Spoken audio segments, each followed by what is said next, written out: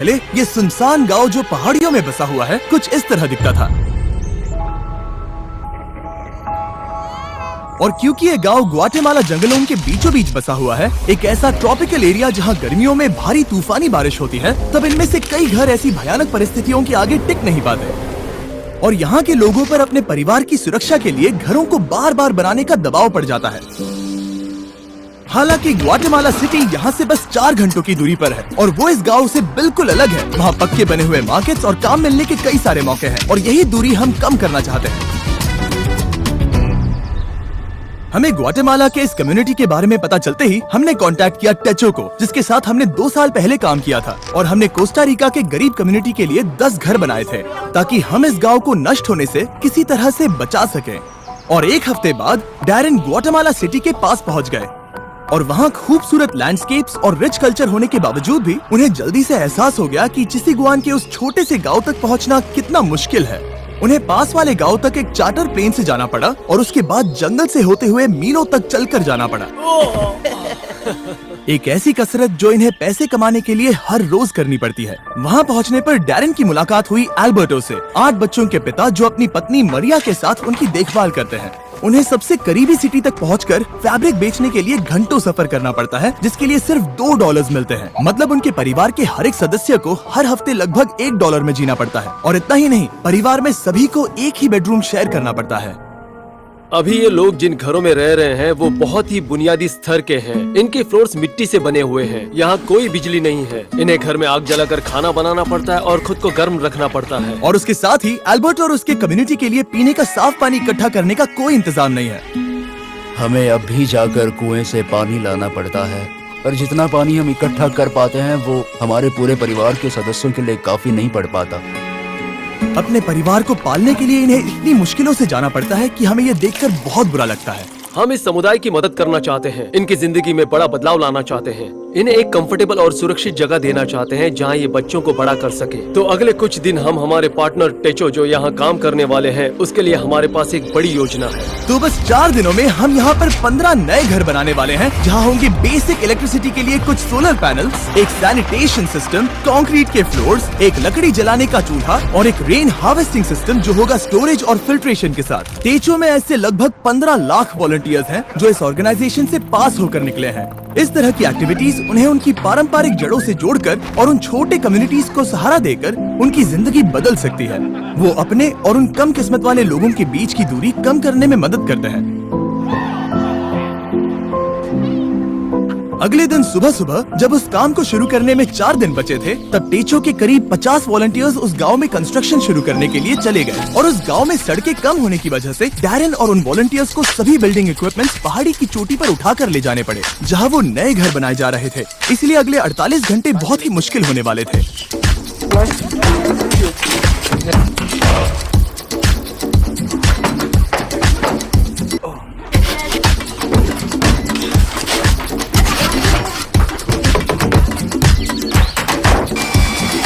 बस 2 ही दिनों में उन्होंने घर के कंस्ट्रक्शंस बनाने पूरे कर लिए थे। हालांकि बचे हुए सिर्फ 48 घंटों में अब भी उनके वाटर कलेक्शन सिस्टम के लिए इरिगेशन पाइप्स लगाने और प्लम्बिंग करना बाकी था।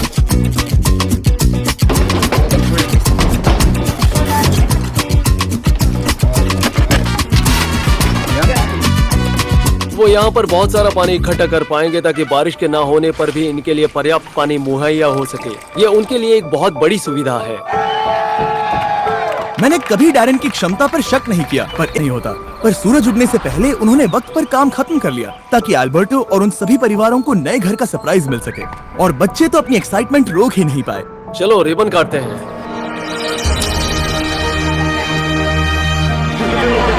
हम तुरंत ही देख पा रहे थे कि ये समुदाय कितना खुश था। उनके चेहरे पर की वो हंसी, उनकी आवाज में एक्साइटमेंट, वो एक बेहद खूबसूरत अनुभव था। वो जिस तरह से शुक्रिया कर रहे थे वो मुझे हमने किए काम से बहुत बड़ा लग रहा था। अब उनके पास और ज्यादा पैसे कमाने के लिए बहुत सारे मौके होंगे क्योंकि अब उन्हें बारिश के बाद घर को मेंटेन करने के लिए कम वक्त लगाना होगा। और टेचो के बनाए हुए नए रोड से उन्हें पास की कम्युनिटी में आना जाना आसान हो जाएगा। अब बिजली के होते उनके बच्चों को रात में पढ़ने में बहुत आसानी होगी। ये नए चूल्हे हेल्दी खाना बनाना बहुत आसान कर देते हैं और इसी से ये कम्युनिटी बड़ी हो जाएगी और एक दिन एक फुली फंक्शनल गाँव बन जाएगा जहाँ पास में बसी हुई सिटी के लोगों जितने ही काम होंगे। तो अल्बर्टो और उसके परिवार को अब कभी भी उस जोखिम भरे रास्ते से जाने की जरूरत नहीं पड़ेगी। हम इस सब के लिए बहुत खुश हैं। मेरी बीवी और सभी बच्चे भी इसे लेकर बहुत खुश हैं और मैं भी बहुत खुश हूँ।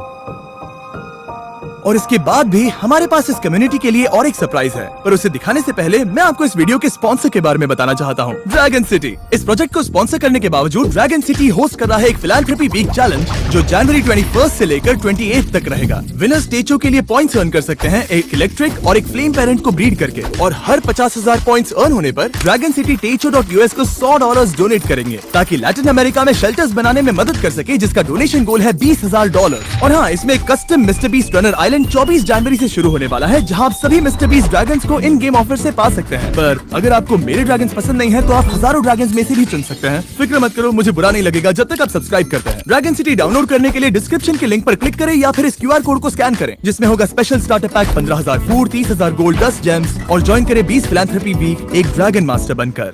वो 15 घर बनाने के बाद हम यहाँ पर एक कम्युनिटी सेंटर भी बना रहे हैं, जो कि स्कूल के लिए कुछ एडिशनल क्लासरूम्स जैसा होगा। अभी उस स्कूल में सिर्फ 2 क्लासरूम्स हैं। यहाँ की औरतें उसे ट्रेनिंग और वर्कशॉप्स की तरह इस्तेमाल करेंगी ताकि वो नई स्किल सीख कर जॉब के नए रास्ते ढूंढ सके।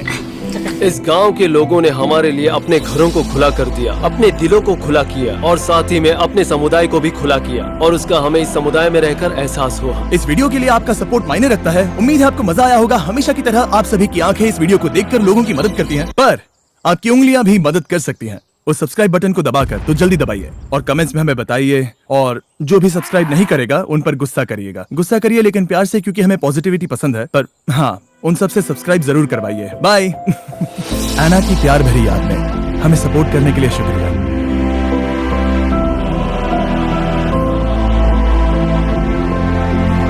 सब्सक्राइब।